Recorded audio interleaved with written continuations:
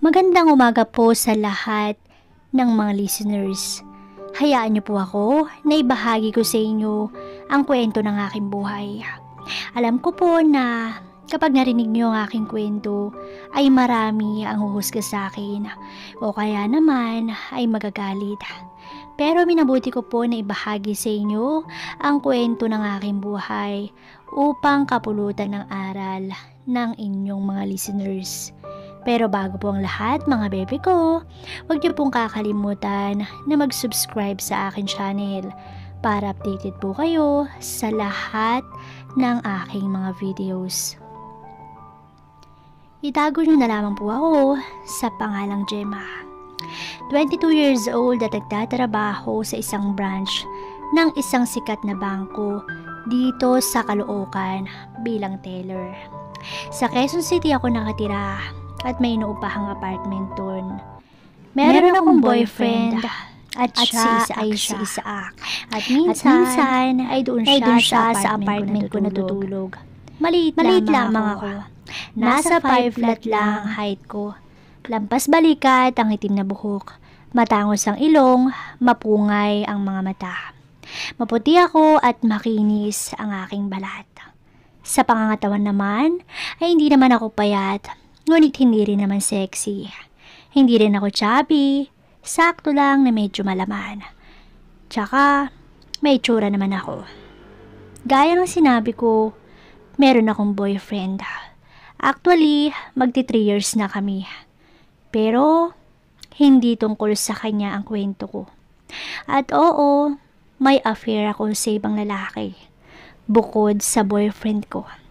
Siya si Kuya Roland, isa sa mga guard namin sa bangko. Kung tutuusin, malayo talaga na magustuhan ko siya. Mas matanda siya sa akin ng halos doble ng edad ko. 22 ako at siya naman ay 43 years old na. Matangkad si Kuya Roland, mga nasa 5'8 siguro. Sobrang matipuno ang kanyang katawan. At medyo maitim ang kulay ng balat. Hindi din siya gwapo, hindi gaya ng boyfriend ko. Kumbaga magkasalungat silang dalawa. Nag-umpisa ang lahat dahil sa maaga akong pumapasok. Madalas, nauna pa nga ako. Kahit na sila pa yung nagbubukas ng bangko. Madalas na din akong biruin na dapat daw ako na lang daw yung magbukas ng bangko. Total, ako naman daw yung nauunang dumating. Hanggang sa hiningi niya ang numero ko para daw alam ko kung parating na siya. Hindi ko naman binigay niyo ng mali siya dahil sa trabaho naman yun. Bihira din siyang mag-text. Good morning lang at good night. Pero laging may kasamang Miss Beautiful. Maloko talaga si Kuya Roland at base sa mga office mate kong lalaki, ma-chicks daw ito kaya mag-ingat daw ako. Hindi naman ako na-bother dahil kahit kailan, hindi naman niya ako binastos. Isang beses, nauna ako sa bangko. Wala pa siya, kaya tinext ko siya. Hindi naman nagre-reply. Inantay ko siya at maya-maya ay dumating din siya. Nakamotor siya lagi tuwing pumapasok. Nagpaumanhin siya at sinabing nasiraan daw siya at wala daw siyang load na pang text. Habang binubuksan niya ang bangko, ay tinanong niya kung pwede daw ba niya akong i-add sa Facebook para nami-message na daw ako sa messenger pag wala siyang load.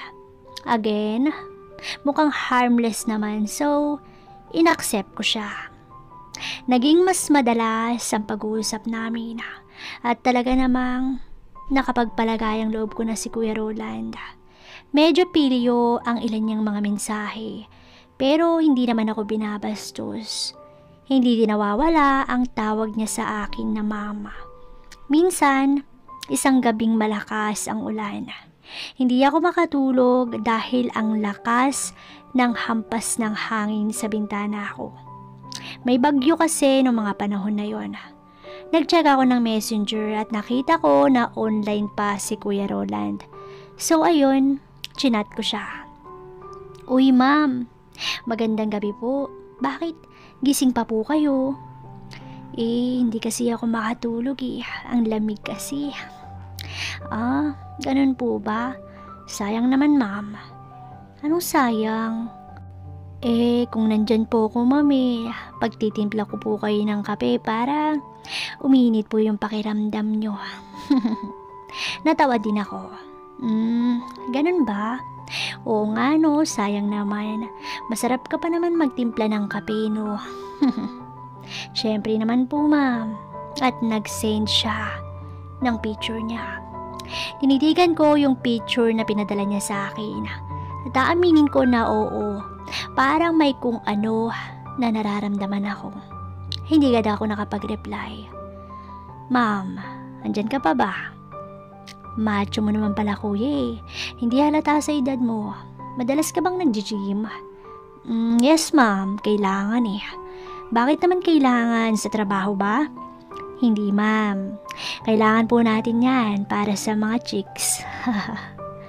Marami pa kami na pag-usapan hanggang sa inantok na ako at nakatulog na. Nang mga sumunod na araw ay madalas na nagsisend si Kuya Roland sa akin ng mga picture niya. Kasabay ng good morning at good night. At ewan ko ba, pero may kung ano na parang nabubulabog sa kaloob-looban ko sa tuwing tinitignan ko ang pinapadala niyang picture sa akin. Naging mas pilyo na din ang pagpapalitan namin ng mga chat. Minsan nga biniro niya ako na ako naman daw yung mag-send ng picture sa kanya. Nag-isip ako mabuti at nag-send ako ng maayos na picture. Wow! Ang ganda nyo naman po, ma'am. Parang labanos po yung kutis nyo. Pero hindi na naulit pa ang pagsisend ko ng litrato sa kanya. Natakot din kasi ako na baka may makaalam na iba. Isang gabi, Biyernes yun. Medyo na-late ako na mag-out dahil may tinapos akong report. Si Kuya Roland na lang ang nandun at nauna nang umuwi ang mga kasama niya. Birthday daw kasi ng anak. Walang tigil ang ulan nung araw na yon. At mukhang mas malakas pa nung gumabi na. Matapos may sarang bangko, ay sabay na kaming umuwi ni Kuya Roland. Nag-volunteer siya na isakay ako ng motor niya. Pero tumanggi ako. Mahirap sumakay ngayon, ma'am. Wala kang masasakyan. Pangungumbinsi niya. May point naman siya. Sa huli, pumayag na din ako. May extra siyang kapote at helmet at tumangkas ako sa likod niya. Tila naman, lumakas pa nga ang ulan. At kahit nakakapote ramdam ko na parang basa na din ang damit ko sa loob. Ihatid sana ako ni Kuya Roland kaso nga lang baha ng mga kalsada at wala nang madaanan. Iminungkahi niya na doon na lang muna ako sa apartment niya magpalipas ng gabi. Nag-isip ako mabuti. Wala na din naman akong choice unless gusto ko magpalipas ng gabi sa madilim na kalsada. Kaya sumama na lang ako sa bahay niya. May kung ano sa isip ko ang nagsasabi na pwedeng may mangyari nung gabing yon. Pero parang tila ikanatuwa ko pa nga ang isiping yun. Huminto muna kami sa Jollibee at nag-volunteer ako na bumili ng dinner namin. Pina-takeout na lang namin yung binili ko. Narating namin ang bahay ni Kuya Roland. Hindi naman malaki, sakto lang. 2 kwarto dahil may isa siyang cashier na security na panggabi naman ang pasok nito. Nang mahubad namin ng mga kapote, ay basang-basa mga damit namin sa loob. Pinahiram niya ako ng isang maluwag na mahabang t-shirt. Isinuot ko yon sa loob ng kwarto. Iniisip ko kung hubarin ko na din ba yung pangibaba ko. Basa na kasi yun at mahaba naman ang t-shirt kaya naisip ko na tanggalin na lamang. Napangiti naman ako sa hindi maipaliwanag na kadahilanan. Pakiramdam ko kasi ang ganda-ganda ko. Nang lumabas ako ng kwarto, nakita ko na parang nabigla si Kuya Roland nang makita niya ako. Napalunok siya at tapos ay nag-iwas ng tingin. Kumain kami ng hapunan, Tapos ay naupo sa sala at nanood ng telebisyon. Magkatabi kaming kumakain. Habang nanonood ng TV, napapansin ko na panay ang tingin sa akin ni Kuya Roland. "Kuya, kanina ka pa tingin ng tingin sa akin Sabi ko sa kanya. "Pasensya na ho kayo, ma'am. Ang ganda niyo po kasi." "Nako, ikaw naman Kuya Roland, nambola ka pa." Wika ako na nakangiti sa kanya. "Ma'am naman, hindi po. Totoo po yun na maganda po kayo. Swerte nga po ng boyfriend niyo Bukod sa maganda na, mabait pa." Iba na ang pakiramdam ko nung mga oras na yun. Sobrang sarap kasing kausap ni Kuya Roland. Ang dami kong nalaman na tungkol sa kanya. Mahirap lang pala yung buhay niya. Naswertehan niya na nakapasok bilang isang guard sa bangko na pinagtatrabahuhan ko. Habang nagkakwentuhan kami ni Kuya Roland, ay feeling ko nahuhulog na ako sa kanya. Habang siya ay titig na titig pa din sa akin at sa aking mga mata. Bigla akong nailang sa parting yun. Tumayo ako at ililigpit ko na sana ang pinagkainan namin nang pigilan niya ako. "Wag na po, ma'am. Ako na po yung magliligpit. Ako na pong bahala dyan. Nakakaya naman po sa inyo." Naghihilahan kami sa pinggan at sa pag-aagawan namin yun ay hindi maiwasan na magdikit ang aming mga kamay. "Kuya Roland, ako na. Total, gawain naman talaga ng babae ito Wala nang nagawa pa si Kuya Roland at nagkibit balikat na napatingin sa akin. "O sige na nga ma'am, baka magalit pa po kayo kapag hindi ako pumayag Sabi ko dito. Nang maligpit na ang pinagkainan namin ay tumayo na ako papuntang lababo at hindi pa ako nakalalayo ay nadulas ako. Biglang napatakbo si Kuya Roland sa akin. "Ma'am, okay lang po ba kayo?" "Kuya Roland, ang sakit ng paa ko. Natapilo kasi ako Pasensya na, nabasag ko pa yung mga gamit mo." "Naku ma'am, okay lang po yun. Bibili na lang po ulit ako. Kaya niyo po bang tumayo ma'am?" Parang hindi ko kaya. Ang sakit kasi." Hinilot ni Kuya Roland ang paa ko. At habang hinihilot niya yun, ay may iba akong nararamdaman. Nahuhuli ko si Kuya Roland na tumititig sa akin. Hindi na nakatiis pa si Kuya Roland. Habang hinihilot niya ako, ay bigla niya akong tinanong, "Ma'am, okay lang po ba? Hindi ko na kasi kayang tiisin Pwede niyo po ba akong pagbigyan, ma'am?" Nagulat ako sa tinanong sa akin ni Kuya Roland. At dahil doon, ay hindi ako nakapagsalita. At dahil sa init na din ng aking katawan, ay hindi ko na napigilan na pumayag na pala ako sa hiling ni Kuya Roland sa akin. Tahimik lamang ako at ninanamnam ang mga nangyayari sa amin. At maya-maya pa ay natapos na nga kami. Kapwa kami nahihiya sa isa't isa. Walang gustong magsalita. Naribot ng katahimikan ang buong silid. "Ma'am, pasensya na po kayo Hindi ko na po kasi napigilan Kuya Roland, ayos lang. Hindi ko na din naman kasi napigilan Sabay ngiti ko sa kanya. Nang makauwi na ako sa bahay, ay tsaka ko lang pinagsisisihan ng ginawa namin ni Kuya Roland. Nagigilty ako kasi sa kabila ng pagmamahal na ibinigay sa akin ng boyfriend ko, ay ganito pa ang isusukli ko.